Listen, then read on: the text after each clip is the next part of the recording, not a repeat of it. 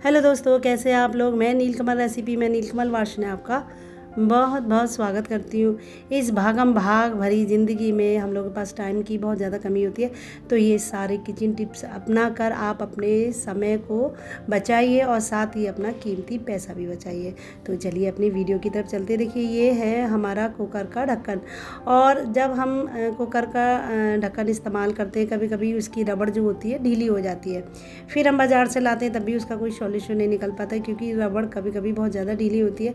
तो बहुत अच्छा सा मैं आपको तरीका बता रही हूँ कि इस तरह से अगर आपको कोई दाल या सब्ज़ी बनानी है तो कुकर की रबड़ अगर ढीली हो तो उसके लिए सबसे पहले आप ले लीजिए एक कटोरी में ठंडा पानी, और उसमें 4 से 5 मिनट तक इसको भिगो दीजिए। जैसे मैंने भिगोया इस तरह से आप इसको भिगो दीजिए। तो उससे क्या होगा कि जो आपकी रबड़ है वो एकदम थोड़ी सी टाइट हो जाएगी, और उसके बाद उसको निकाल लीजिएगा। 4 से 5 मिनट ही काफ़ी है इसको इस तरह से डालने के लिए। और निकालने के बाद देखिए मैंने रबड़ को इस तरह से निकाल लिया। निकालने के बाद थोड़ी सी ये टाइट हो गई है। इसके बाद हम इसको कुकर के ढक्कन पर लगा देंगे, और लगाने के बाद हम लेंगे सूखा आटा। सूखा आटा भी, जब हम किचन में काम करते हैं तो आटा भी किचन में ही रहता है, तो सूखा आटा लेंगे और आटे को हम इस तरह से किनारी पर डाल देंगे। जैसे मैंने डाला इस तरह से आप किनारी पर सूखे आटे को डाल दीजिएगा। और डालने के बाद देखिएगा आपकी दाल सब्जी जो भी है बहुत जल्दी बन जाएगी। जैसे बनती है, आपको बाज़ार से दूसरी नई रबड़ ख़रीदने की ज़रूरत नहीं पड़ेगी। इसी रबड़ से आपका काम चल जाएगा। और एकदम टाइट ये रबड़ हो गई है। अब आप फटाफट अपनी दाल या सब्जी कुछ भी बना लीजिए। कभी भी रबड़ ढीली हो आप इस तरह से ये टिप्स ज़रूर आजमाइएगा। इसके बाद मेरी अगली टिप्स है, ये हमारी जो माचिस होती है ना, कभी कभी जब मौसम बारिश का होता है या कभी कभी गीली जगह पर रखने से माचिस हमारी भीग जाती है। तो कभी भी अगर ऐसी कंडीशन होती है तो आप माचिस में थोड़े से 6 से 7 दाने चावल के डाल दीजिएगा। आपकी माचिस कभी भी नहीं सीलेगी। इसका जो मसाला है वो कभी भी सीलेगा नहीं। कभी कभी गीली जगह पर माचिस रखी रह जाती है तो वो सील जाती है। तो चावल के दाने डाल देंगे तो आपकी माचिस लंबे समय तक चलेगी और उसका मसाला बिल्कुल भी नहीं सीलेगा। और इस तरह से आप अपनी माचिस का इस्तेमाल लंबे समय तक कर सकती है। तो देखिए चावल के मैंने दाने डाल दिए, इस तरह से थोड़ा सा इसको हिला दिया और इस तरह से माचिस को हम रख देंगे। तो हमारी माचिस का मसाला बिल्कुल सीलेगा नहीं और आपकी माचिस लंबे समय तक चलेगी। इसके बाद मेरी अगली टिप्स है, देखिए ये विक्स है।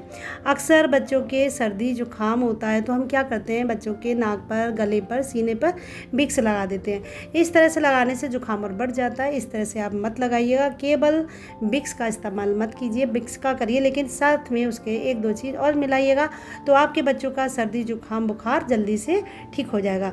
तो सबसे पहले लीजिएगा आयोडेक्स। ये आयोडेक्स बहुत गर्म होता है, तो आप आयोडेक्स लीजिए या कोई भी गर्म जेल लीजिएगा, जैसे मैंने ये लिया है। तो इस तरह से आप क्या करेंगे इसका इस्तेमाल मैं आपको बताती हूँ। तो मैंने ये लिया है थोड़ा सा जेल, और उसके बाद उसमें मिला दिए मैंने थोड़ी सी विक्स, और विक्स और जेल मिलाकर मैं इसको अच्छे से मिक्स कर लूँगी। और मिक्स करने के बाद अगर आपके बच्चों को सर्दी है, जुकाम हो गया, नाक लगातार बह रही है, तो आप इस तरह से बच्चे के गले पर या सीने पर इस तरह से आप लगाइएगा। और लगाने के बाद बच्चे को चादर उड़ाकर आप लिटा दीजिएगा। बहुत जल्दी उसका जुकाम, बुखार और बहती हुई नाक बिल्कुल ठीक हो जाएगी। खाली विक्स से नहीं होगी, लेकिन अगर आप साथ में आयोडेक्स मिलाकर अगर विक्स के लगाएंगे तो बच्चे की सर्दी बहुत जल्दी से दूर हो जाएगी। बच्चे क्या, बड़े भी इसको लगा सकते हैं।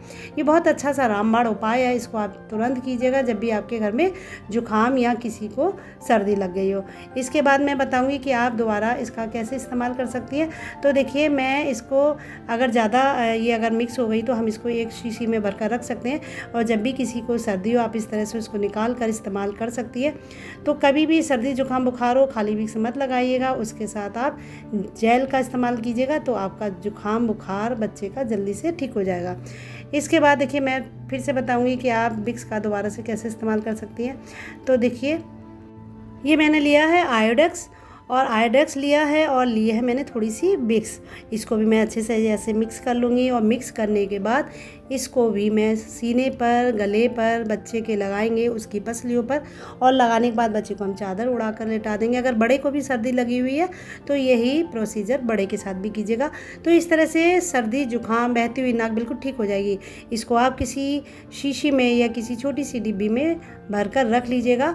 और जब भी आपके घर में किसी को भी सर्दी हो, नाक बह रही हो, तो आप ये तरीका इस्तेमाल कीजिएगा। ये बहुत अच्छी सी होम रेमेडी है जो कि आपके बहुत ज़्यादा काम में आएगी और सर्दी को दूर करने करने का बहुत ही रामबाण उपाय है। ये टिप्स बहुत अच्छी है, इसको आप ज़रूर कीजिएगा। इसके बाद मेरी अगली टिप्स है, देखिए ये है प्याज।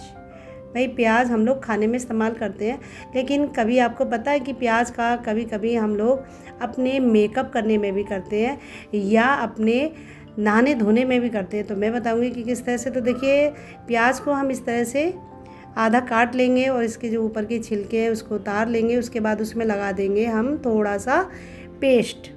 प्याज में पेस्ट इस तरह से लगा दिया है जैसे हम क्रीम लगाते हैं। इसके बाद मैं इसमें लगा दूंगी थोड़ा सा नींबू, यानी मैंने इसमें आधा नींबू डाल दिया है, उसका नींबू का रस। और नींबू का रस डालने के बाद इसमें हम डाल देंगे 1/4 चम्मच बेकिंग पाउडर। देखिए कभी कभी धूप में जाने से हाथ हमारे इतने काले हो जाते हैं, स्किन काली होने लगती है। तो इस तरह से कभी भी आप धूप से आए तो इस तरह से आप अपने हाथों पर इसको इस तरह से रब कीजिएगा। तो देखिए आपके हाथ बिल्कुल साफ़ हो जाएंगे, जो भी कालापन हो गया है वो बिल्कुल दूर हो जाएगा।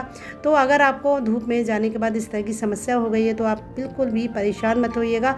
इस तरह से आप इस्तेमाल कीजिएगा। देखिए आपके हाथ है या आपके पैर है या आपकी गर्दन है, उस पर आप इस तरह से 5 से 7 मिनट तक धीरे धीरे रगड़िएगा और उसके बाद 5 मिनट लगाने के बाद आप उसको धुल लीजिएगा। आपके हाथ पैर का रंग बिल्कुल साफ़ हो जाएगा, जो भी कालापन है, जो भी दाग धब्बे हैं वो सारे दूर हो जाएंगे। तो अब आपको धूप में जाने की बिल्कुल चिंता करने की ज़रूरत नहीं है। आप खूब आराम से धूप में जाइएगा और उसके बाद आप इस तरह से अपने हाथों को और पैरों को साफ़ कीजिएगा। देखिए कितने साफ़ हाथ हो गए, धूप में जाकर हाथ एकदम काले से हो गए थे और इस तरह से लगाने से बिल्कुल हाथ साफ़ हो गए। तो कभी भी इस तरह की आपके आगे समस्या है तो ये वाला टिप्स ज़रूर अपनाइएगा। आपके हाथ पैर एकदम साफ़ हो जाएंगे और साथ ही कालापन उसका दूर हो जाएगा। तो ये बहुत अच्छी सी टिप्स है जो कि आपके बहुत ज़्यादा काम में भी आएगा। और ये टिप्स आपको कैसी लगी मुझे कमेंट बॉक्स में ज़रूर बताइएगा। इसके बाद मेरी अगली टिप्स है, ये देखिए हम जब टेप का इस्तेमाल करते हैं तो टेप चिपक जाता है। तो बहुत सारे इसमें मैंने आपको टिप्स बताए कि आपका कभी भी टेप के साथ ये वाली समस्या है तो आप क्या कर सकते हैं।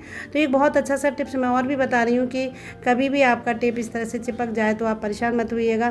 देखिए सबसे पहले हम टेप को इस तरह से छुटाते हैं और छुटाने के बाद उसको इस्तेमाल करते हैं और इस्तेमाल करने के बाद टेप हमारा फिर से ऐसे ही चिपक जाता है, जो कि निकालने में फिर बड़ी दिक्कत होती है। तो कभी भी आपको टेप का इस्तेमाल करना हो तो करने के बाद आप माचिस की लीजिए एक तीली और तीली को इस तरह से टेप के सिरे पर यानी आगे के हिस्से पर तीली को लगा दीजिएगा, उसको थोड़ा सा लपेट दीजिएगा और उसके बाद टेप को इस तरह से लपेट दीजिएगा। आपके आगे बिल्कुल भी समस्या नहीं आएगी। आपको जब भी इस्तेमाल करना हो इस तरह से तीली को आप खींचिएगा तो आपका टेप जो है खुल जाएगा। तो ये बहुत अच्छा सा तरीका है, कभी भी टेप इस्तेमाल करें और टेप इस्तेमाल करने के बाद माचिस की तीली को आप इस तरह से लगा दीजिएगा। ये बहुत अच्छी सी टिप्स है जो कि आपके बहुत काम में आएगी। इसके बाद मेरी अगली टिप्स है, देखिए ये है भुट्टा।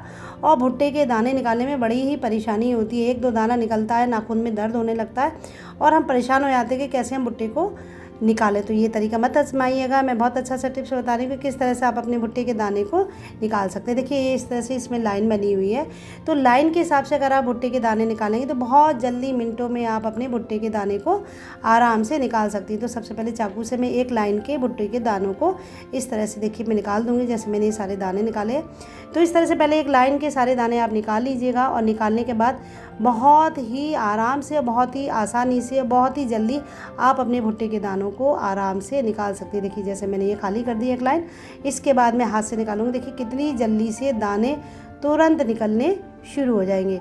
तो कभी भी भुट्टे को छीलने की अगर आपके सामने समस्या आ रही है तो आप इस तरीके से भुट्टे को छीलिएगा, आपका भुट्टा फटाफट मिनटों में दाने निकल आएंगे। तो ये तरीका बहुत अच्छा सा, कभी भी भुट्टे निकालने की समस्या हो तो इस तरह से आप भुट्टे के दानों को निकालिएगा, जो कि बहुत ही जल्दी और बहुत ही आसानी से निकल जाएंगे। तो आपको ये सारे टिप्स कैसे लगे मुझे कमेंट बॉक्स में ज़रूर बताइएगा और मिलते हैं आपसे अगली वीडियो में। तब तक के लिए bye bye, have a nice day, thank you very much.